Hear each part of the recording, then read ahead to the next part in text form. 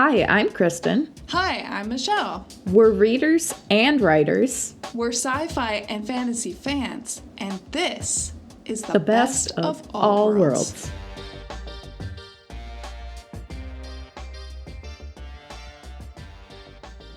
On our podcast, we talk all things books, especially sci-fi and fantasy. I'm a little bit more of a sci-fi reader, but I do enjoy myself some fantasy. Yes, and I am definitely more of a fantasy reader, but I also read some sci-fi and I'm trying to get more into it. Yes, and through this podcast, our intentions are to sort of bridge our gaps and to introduce each other to the other side, as it were. Exactly. And inspired by our love of optimism and fantasy, we will start today with our favorite tropes. Yes, that's right. Tropes can sometimes get a bad name, but honestly, when they're used well, they can be so good. So these are some of our favorite tropes. We each went through and picked our top 5. So we're going to discuss them together, starting with our number 5s and then working up to our number 1s. Yes, may the best tropes win. Oh, they will. We're going to start with our top 5. We're going to count backwards. So we're going to build up to our number 1 trope first. So what is your number 5 top trope that you enjoy? My number 5 favorite trope, I don't know if it has an official name, but I like to call it secretly good all along. So this is where you've got a character who everyone thinks they're a bad guy, they're a villain, and then at some point in the story it's revealed, no, that's not true. They were actually good all along. It kind of does what it says on the box. I do really love that. I mean, especially since I like reading my type of trope, it's not uncommon for my trope to have that as like a sub-trope. Yeah. So what is your number 5 favorite trope? My number 5 is an anti-hero protagonist. So basically a story where the main character is morally ambiguous to potentially a full-on villain as the main character. Ooh, nice. I also enjoy that. So somewhere in that realm. Mm-hmm. Yeah, it's very fun to read someone who, the way that they convince themselves of their point of view is just really fascinating to me. It is fun, like, seeing a character and, like, you, like, as the audience, like, you don't know, like, are they gonna go down the good path? Are they gonna go down the bad path? Like, which way are they going to lean? And that's always, like, a fascinating thing to explore. Exactly. It allows a lot of room for moral ambiguity, which is something I really enjoy in a story. So any device which allows for that is fascinating to me. And I really, if there's a book with an anti-hero, I'm going to pick it up and I'm going to love it. Yes. And I feel like both of our tropes kind of do a similar thing where they're both playing with moral ambiguity, whereas like the anti-hero is playing with like, oh, is this character like good or are they bad? Like they're in the gray area. Whereas Secretly Good All Along is playing less with, like, the morality of the specific character and more with, like, other people's perceptions of them. And, like, other people trying to figure out are they good or bad and, like, reevaluating their own perceptions of the character. Which is, I think that's what I love about the Secretly Good All Along trope is it basically forces you to confront, like, you know, the ideas you had in your head at the beginning, like the way you might have originally judged someone, might not be correct. Exactly. It forces you to really be aware of your own prejudices in the story, first of all, or the prejudice of the characters as well. I enjoy that. Yeah. Dang, And I I'm feel actually disappointed that didn't make it on my list. But I still see it as like kind of under the umbrella of mine as well. But I guess technically they don't have to be a protagonist, do they, for your trope? It's just a character. Yeah, no. Yeah.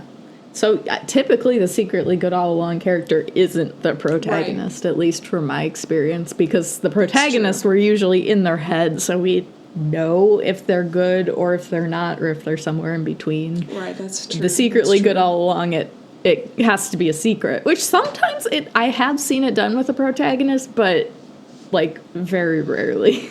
Yeah, that takes a real amount of skill as a writer to be able to pull that off, actually, because you'd have to give enough information while also withholding or misleading the information in order to do that, which it would require an unreliable narrator to make that happen, I think. Yeah, I agree. So what's an example of a book that uses this trope? This is kind of a spoilery thing to give an example for, so I tried to come up with a series that most people have probably read by this point because it's been out for a long time and it's super famous. So spoilers for Harry Potter if for some reason you haven't read or watched it, specifically for book 3, Prisoner of Azkaban. So my example for the secretly good all along trope is Sirius Black. So this is like my first like childhood introduction to this trope and probably where I really fell in love with it for the first time.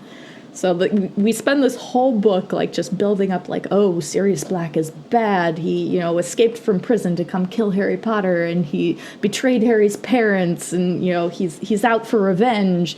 And then it turns out, big plot twist at the end, like he actually wasn't the one who betrayed Harry's parents. He is actually on the hunt for the real betrayer, and he's actually good. And that just, like, blew my mind as a kid. I was like, wow, that's so cool. No, I think that shocked all of us when we got to that. I think that is why that is pretty, I wouldn't say 100% unanimously, but I would say that's probably one of the most favorite of the Harry Potter books by most people. Like, most people like that one a lot. If it's not in their top number 1 spot, then it is usually in their top 3. Yeah. Oh, it's definitely my favorite for reasons of this and the next trope on my list, but we'll get there later. It may or may not be not my number 1, but it is in my top, at least 3. I'd have to think about it, but at least top 3. It might be number 2. But anyway, I digress. On the opposite end of that, the story that I would use as a reference for my trope is about a guy who's about as bad as it can be. The story premise is that it is a criminal who is taken into a government program and taught how not to be a criminal and taught to be a good person. And they do so through psychological conditioning using really advanced technology at the time. It is from the 70s, so the technology is a little wild, but we look back at it now, but at the time it was cutting edge. And the question was, like, is it possible to basically train the criminal out of the criminal, or like get them to genuinely become good or just suppress their bad instincts, basically. It's a very interesting book. I really enjoy the moral dilemmas that they force you to consider and grapple with, all while having to follow a guy who's objectively a horrible person. And what book is this? And they somehow make you empathize. Oh, I didn't even say. It is called A Clockwork Orange. Okay. Yeah, I've heard of the movie, but I did not realize it was a book. Yeah, so the movie is based on the book, and the book allows you to get fully into the headspace of the character, so you understand the impact of the psychological conditioning he goes through, as well as really understand how much of an evil person he actually is. He is not a good person in the slightest, and yet somehow you still feel empathy for him at the end. Interesting. Yeah, that's how messed up what happens in this book is, but in a good way. It's really like more of a, it's almost like a philosophy book under the guise of a sci-fi book. Interesting. Yeah, you have me intrigued. I would definitely, it's not even a long read either. It's a very good one. All right. Might have to put that one on my list. Yes, I would say the same, but obviously I've already read all the Harry Potter. Yes, yeah. Most people have at this point. It's a very difficult trope to talk about without recommending or without accidentally spoiling the book for people. Yeah. And I think your number 4 trope is also kind of similar to that. Yeah, mine is like the exact opposite of yours. So my trope number 4 is a hidden villain where you think they're the good guy, but actually they're the bad guy. So the exact opposite. And you know what? I love that too. I'm here for the surprising twist. Like we've been like misjudging this character all along, even if it's the opposite. If it's like, oh, we thought they were on our side. How dare they betray us? I enjoy a good betrayal. Yeah, it makes the betrayal that much more impactful because you, as the reader, have determined them to be a good person, and then you watch them be revealed as the bad person, and you have to grapple with it as much as the main character, which makes it very immersive as well. I really enjoy it. And my number 4 trope, which you may have guessed already based on my note from my number 5 trope, is time travel. So I love time travel. I know, big surprise. This is just, it's like, there's no version of time travel that I don't love. I love, like, the time travel with, like, hard, like, complicated rules where, like, you change one thing and it has drastic consequences. I also love the time travel where you're just, like, hopping through history and doing shenanigans. Like, all versions of time travel I'm here for. Going to the past, going to the future, going to alternate realities, like, it's just endlessly fun for me. It really makes me think, and I love books that make me think, and I think that's the reason why time travel is just always a hit whenever I read it. Yeah, there's a lot of room in a time travel story to...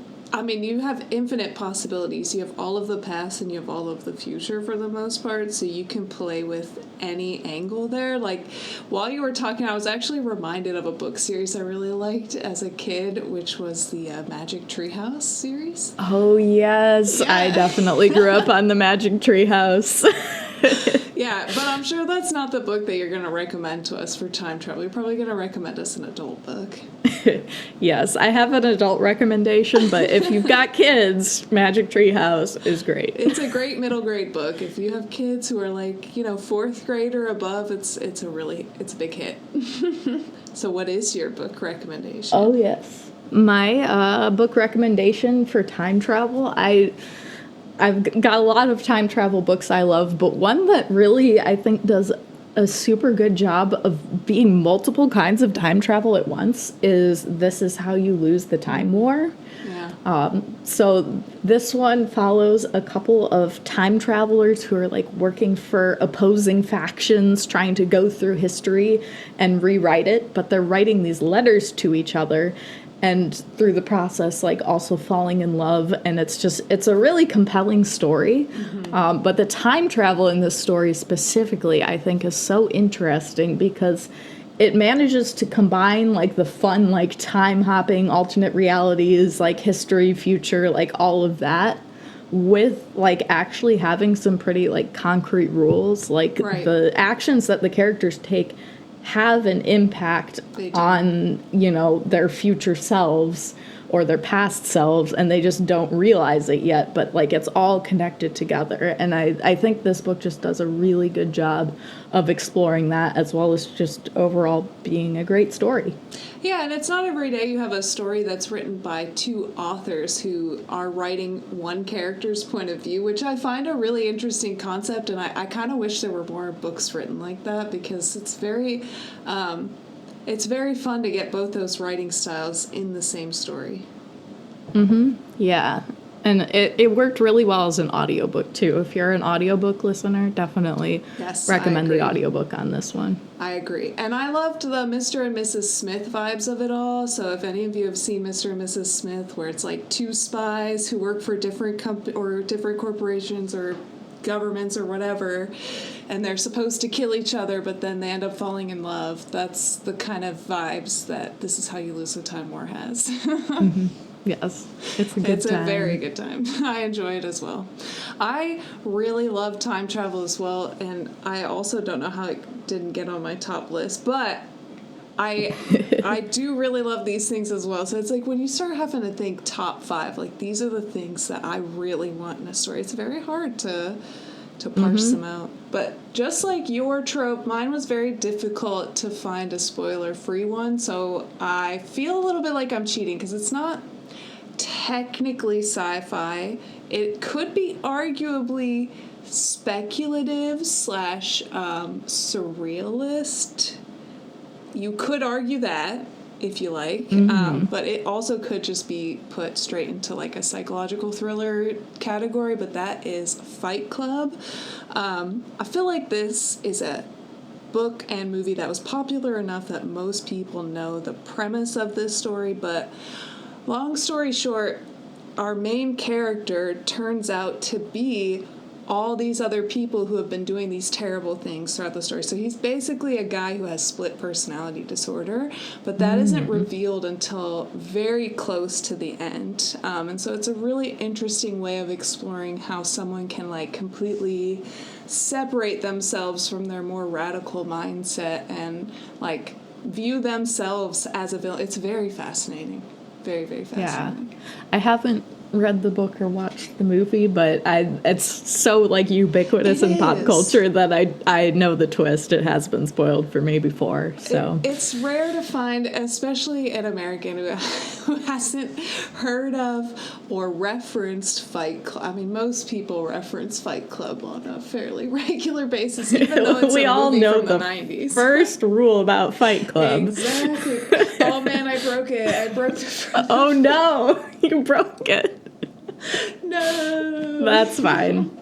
I think we'll survive. It's fine. We'll just move on quickly to the next category, and we'll just pretend that didn't happen. All right. So my number 3 is the trope, which I'm calling "Are we the baddies?"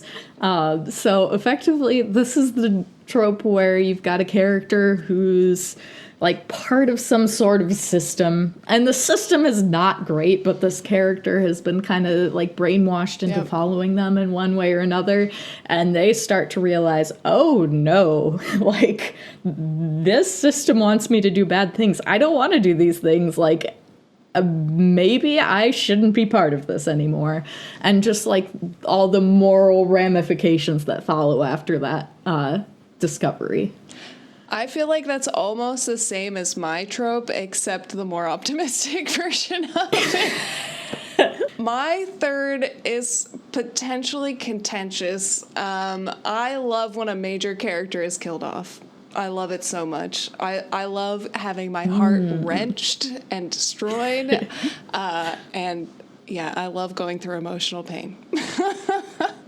I don't think that one needs a lot of explanation. I think we all know that one. Yeah. Listen, anyone who's a reader, especially of sci-fi fantasy, has probably experienced this. It's like we come to these books for like a good time, but sometimes we also come to it for a little bit of pain. We come to it for a good time. We come for it for a bad time. We're just expecting people to die.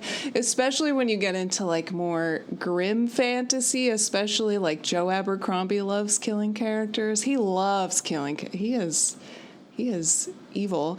And correct me if I'm wrong, does Mistborn have like a semi-major character killed? Or am I making that up? Yeah. Okay. I won't say who, but there's definitely there's a that's couple. right. No, It's a there's big character there's that quite dies. a few No, yeah. actually. There are multiple big character deaths in that series, I'd say.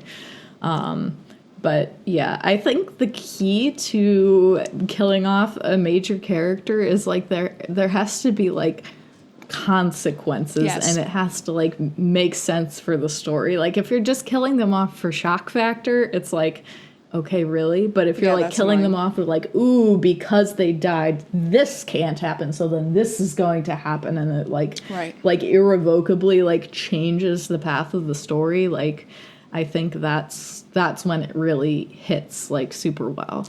Exactly. And I think a really good example of that I feel like most people would know and is not a spoiler is in Game of Thrones season 1, Ned Stark. I feel like we were all kind of thrown off kilter the first time. We're like, no way he would die. He's saying like all the things that the king wants to hear. Like he's like giving the king all the power, like he's gonna be okay, he's gonna live, and then he doesn't. And everyone deals with major like that might actually be the spark that caused like the entire Game of Thrones wars that escalate after that. Like if he hadn't died, I don't even think like half the books would exist. Yeah, no, absolutely. I agree. Like that one, it's rough because I like Ned and I was very sad that he died, but at the same time it's like it's so crucial for the plot, like that it's important. Yeah. It's an important character death, not just death for the sake of it. And it's a well-executed death because his death is the direct result of two things. One, his honor being above all else. Like, he consistently chooses honor, which is what puts him in jail in the first place, because he's like, Joffrey clearly isn't the real king. He's like an incest baby. He should not be allowed to be the king. So he feels really justified in that. And then at the very last minute of his life, he breaks his own honor in order to, like, you know, protect the feelings of his children. And then he's killed anyway. It's very well executed. Like, for thematically, for that character, for his character arc, it's incredibly well executed as well. Oh yeah, for my number 3 trope, I'd say a good example. Back to Are We the Baddies? The best example I can think of is it's a manga, so technically not, you know, like your traditional novel format, but I think it's still an equally valid form of reading a story, and it's just so good, and that's Full Metal Alchemist. One of the best. So there's the manga, and then there's also the anime, so some of you might know it by the anime more than the manga, but Full Metal Alchemist Brotherhood specifically follows very closely to the original manga. So basically the whole story is, you know, revolving around this pretty sketchy, like, military dictatorship government. And some of our main characters are part of that government and have been, you know, forced to commit some war crimes as part of that government.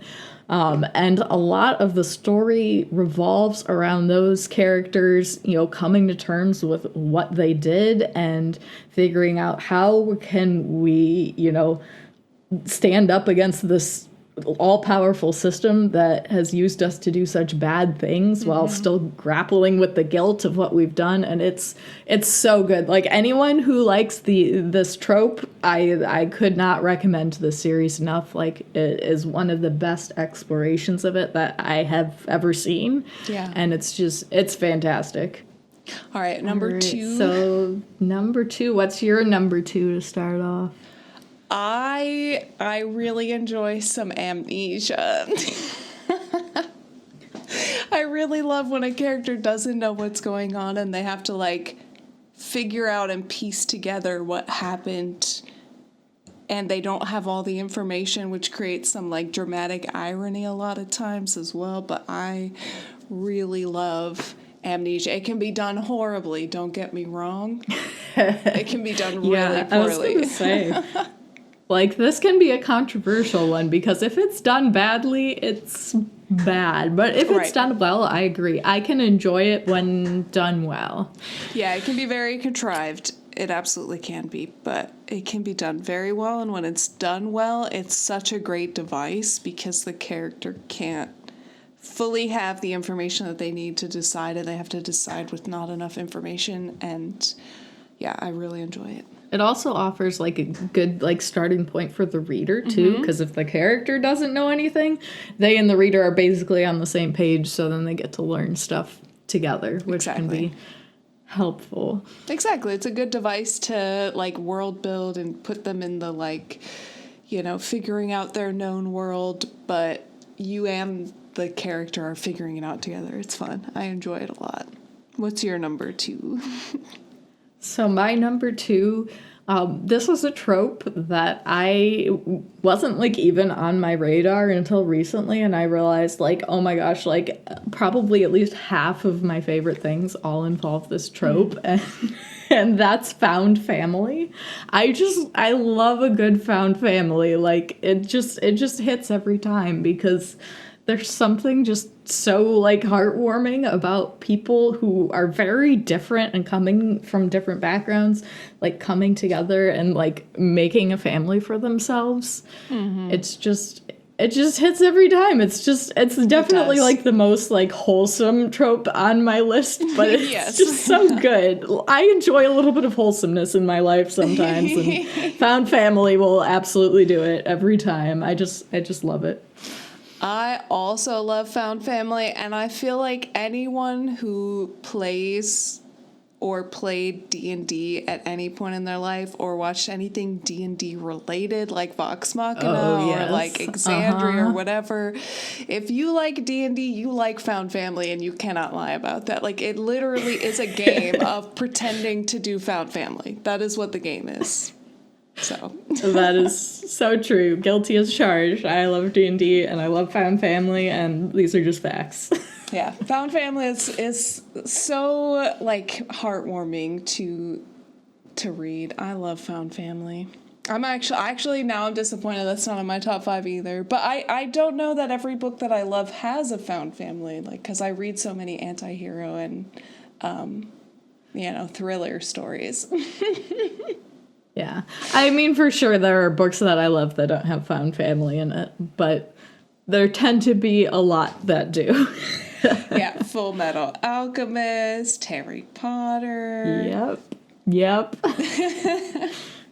So the example I came up with for this list, trying to come up with something different than the ones I've already mentioned, would be Stormlight Archive by Brandon Sanderson. Full disclosure, I've only read books 1 and 2 so far, so please don't spoil the rest of it for me. I've avoided spoilers so far.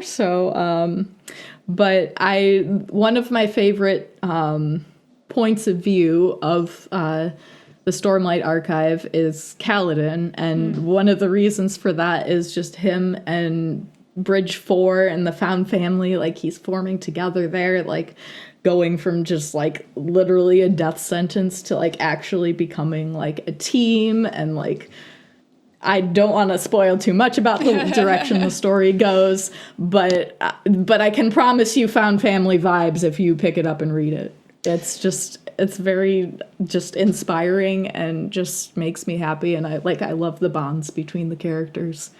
Full disclosure, only 2 books in, so if everything gets ruined later, I will be sad. But at least the first 2 books in, it's very good. Man, those are some long books, but that does kind of make me want to read them a little bit more. The Mistborn is long enough, and the Stormlight books are all like twice as long as each of the Mistborn books. Yeah, they are. I think each of those took me like a month to read. Like, it was.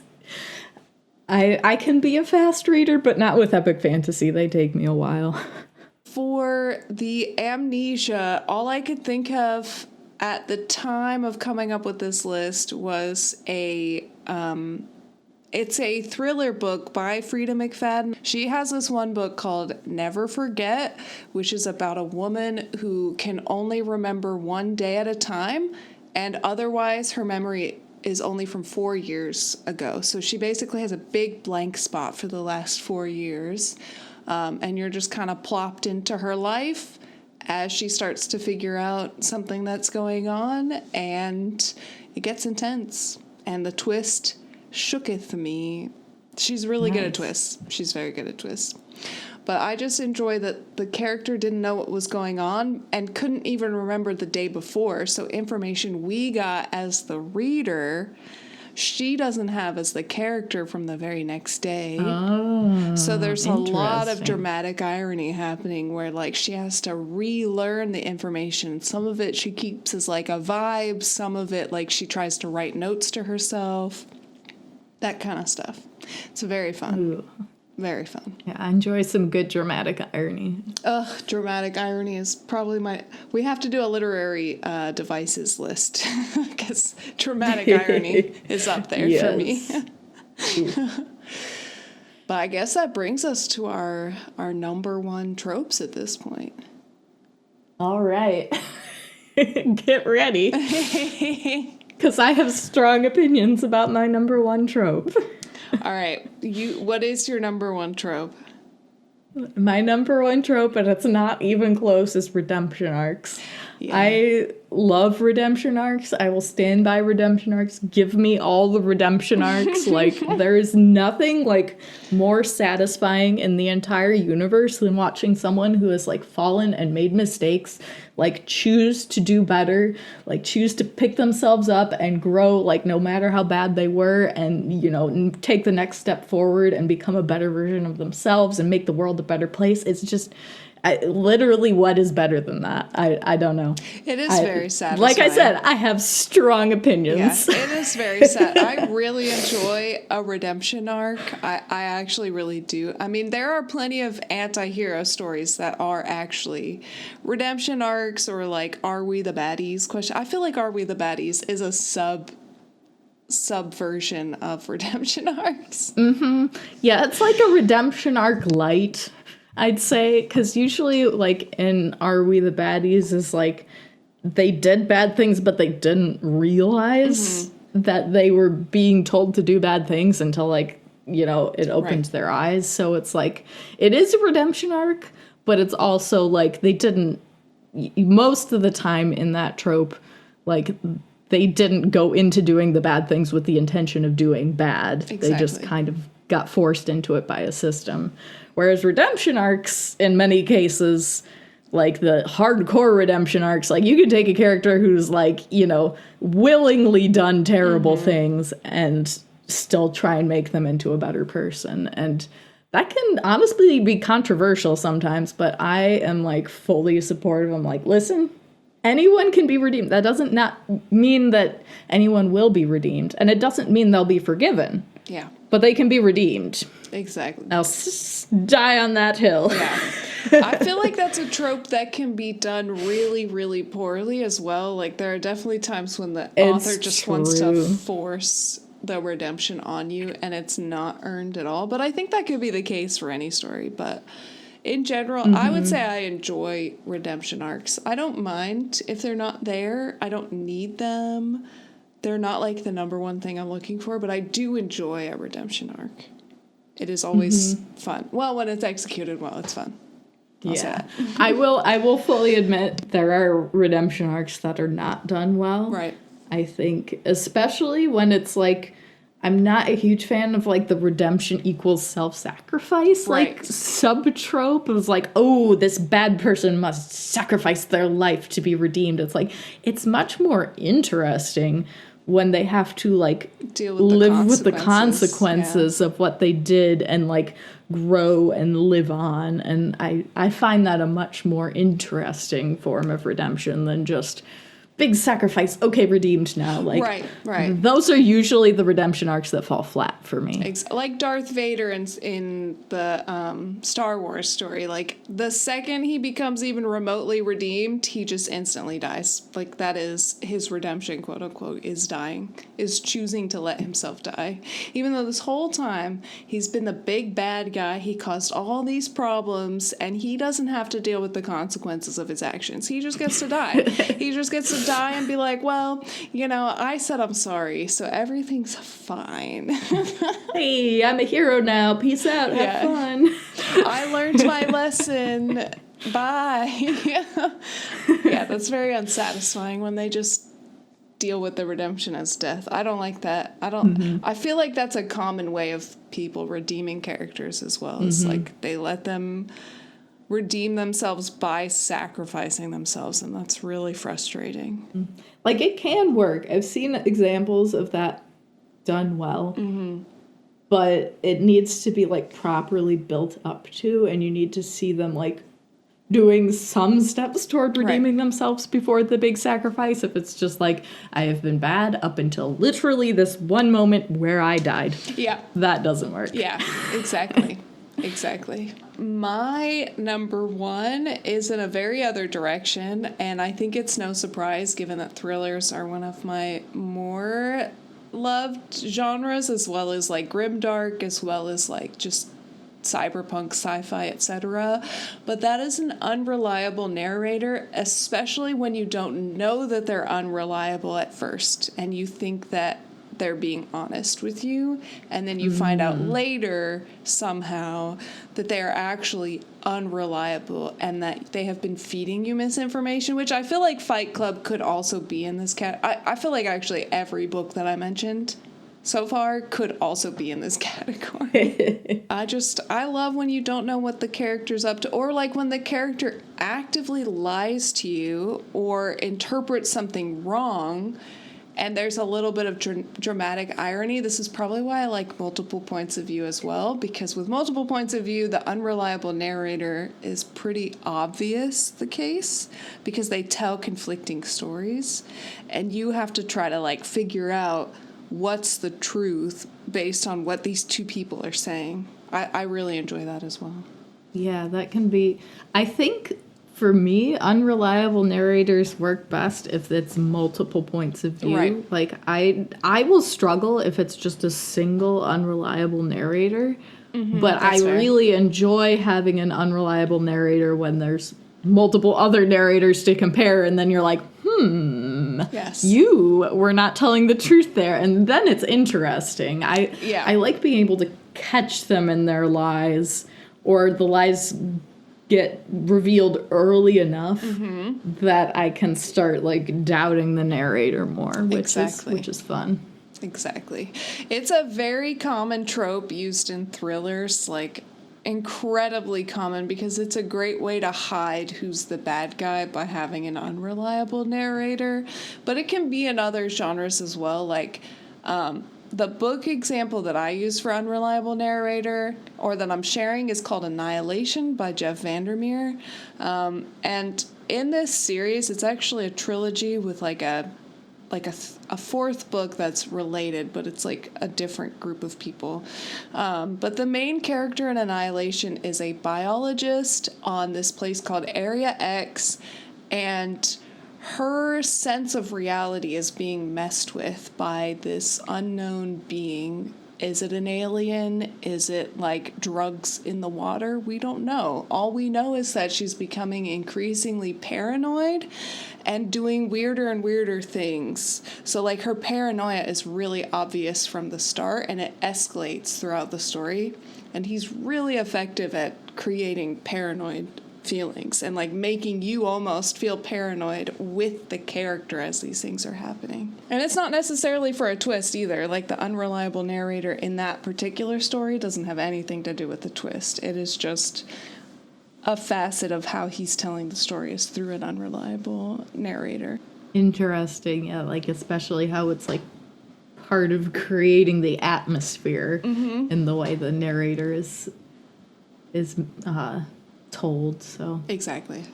It definitely creates a very uncomfortable, uneasy atmosphere, and that made me read it really fast because I was very intrigued by what was happening. Yes.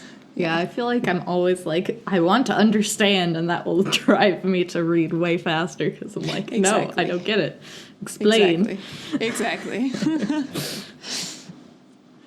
So Redemption Arc, again, you've chosen another little bit of a spoilery kind of trope, but do you have any examples that aren't a spoiler? I tried to come up with one of the most popular series that would spoil the least people, so more spoilers for Game of Thrones / A Song of Ice and Fire.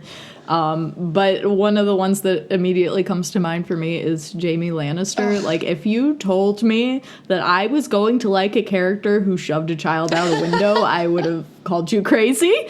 But yeah, that happened, and he's actually one of my favorite characters in the series because his like arc is just so interesting. Like, once you like understand why he is the way he is, and then you see him like questioning his choices, especially his dynamic with Brienne is really interesting. Like ultimately like choosing to save her and then really questioning his whole relationship with Cersei and starting to realize she's manipulative and not great and maybe I should get away from her. Like, all of that is just, it's such a good arc and it makes him such an interesting character. And the show just absolutely destroyed that in the final season. But I think everyone agrees the final season is not good. But that was easily my least favorite thing that happened in the final season. It made me so mad. I'm like, no, you can't just throw his redemption arc in the trash for no reason. Like, so if the books ever get finished, which I'm not sure they will, they set it on fire and then threw it in the trash. Yeah, they just did everything they could to destroy anything positive about Jaime and just put him back. Like, he reverted all of his psychological progress that he had made over the whole series. They just were like, no, none of that existed. He just reverted to a previous copy of himself. That's fine. That's how people work. They just suddenly whoops, accidentally deleted current Jaime Lannister. We have to recover the save file from 2 years ago. Exactly. That's what it felt like. It's so frustrating watching that season because Jaime also is probably one of my favorite characters, and same if you had told me that at the end of season, or even, what is it, the first episode of the show, which I watched before I read the book, he just shoves a kid out a window and nearly kills the kid, and we're supposed to like that? Yes, you're gonna like him. I'm sorry, it doesn't matter who you are. You're going to grow to like Jaime for some reason. And that's just the power of a redemption arc. I know. It's like, this is like redemption arcs at its finest. When it takes a character that you should hate, but then you stop hating them. And it's just like, I love that. Like, I love being able to understand someone that I would have hated at face value and come to, like, appreciate them and want them to do better. Like, that, I feel like that's, like, the internal, like, instinct that redemption arcs bring out in me is, like, I want to believe that people can do better because I want to believe that I can do better. And, like, that's what redemption arcs are all about. And so I just love them. And you know what I'm kind of realizing is, like, Game of Thrones hits a lot of these tropes that we've brought up, like the are we the baddies, found family a little bit, redemption arcs, major character killed off, hidden villain, anti-hero protagonist, unreliable narrator. Like, most of these, if only they did time travel. That you could argue that that the way that the Raven works is kind of a form of time travel. It's a little time travel. Yeah. I think prophecy in general is like a little time travel because it's like predicting the future, and there is prophecy in Game of Thrones, so it's not exactly time travel, but it's got like some time bending elements. Exactly. That's funny that it hits so many of these. I mean, Game of Thrones just is very well-written book. Except there is a chapter where Ned Stark is just, like, reading through all these, like, records of people and their hair color, and I'm like, my guy, can we not have 5 pages of names? Like, I don't want to read this. I can only imagine people listening to the audiobook in that part, just like hearing just a bunch of names rattled off at 2 times speed. Like, their heads would probably be spinning after that chapter. Put it down for like a month. Oh, yeah. So overall, looking at the themes of our top 5 tropes, I think from mine, the recurring theme is, of course, redemption arcs. But I think even more than that is just the idea of hope in the darkness. Right. Like, I don't want a story that's all sunshine and rainbows. I like darkness. I like bad things to happen. But I do like a story that's ultimately hopeful, even if it's just a glimmer of hope. I like to see the characters growing and moving forward and doing better. Yeah. And I enjoy that, don't get me wrong. Like, I really appreciate that, but I don't need that. I'm totally fine being depressed by the ending of my story. As you will tell, but if you read any of the books that I have recommended, you too may feel depressed. And I can appreciate that in small doses. Doses. That's why most of the books I read are standalones. Like, I'll read a series here and there, don't get me wrong. Like, I've read Dresden, and that's like, what, 17 books? But I do prefer standalones for a reason. I can only handle so much frustration and disappointment. But maybe I'll read 4 of them in a month. Who knows? It's fine. That's fair. And another theme I see with your tropes is you seem to like surprises a lot. I do. I like to be hoodwinked or confused and have to figure. I like to solve a puzzle, so if it's confusing or unclear, or I have to question my own morality, I love that. I love that a lot. Mm-hmm. If I can be surprised by what you've done, yeah, I really enjoy that. That's like top tier fun for me, is to be surprised. Yes, and I enjoy quite a bit of that in my books too. Yeah. I mean, there's a reason we both like thrillers. A lot of my tropes are very thriller, very common in thrillers, I would say. Mm-hmm. And that makes sense. But I guess the question now is, what is your favorite trope, listener, who's listening to us, probably frustrated by our choices or excited by our choices? That would be awesome too. I would love to hear what your choices are and why, and a good book recommendation, especially if it's sci-fi or fantasy. Mm-hmm. Give me all the redemption arcs, please. I will take them. Thank you. I wouldn't mind a redemption arc or two either. That sounds interesting. I don't read enough of those, so I need more. Mm-hmm. But yeah, of course, like, subscribe, click the buttons, do the things. You know how it goes. I'm just reminding you in case you forgot to click like. That's good. Cool. We look forward to chatting with you in the comments.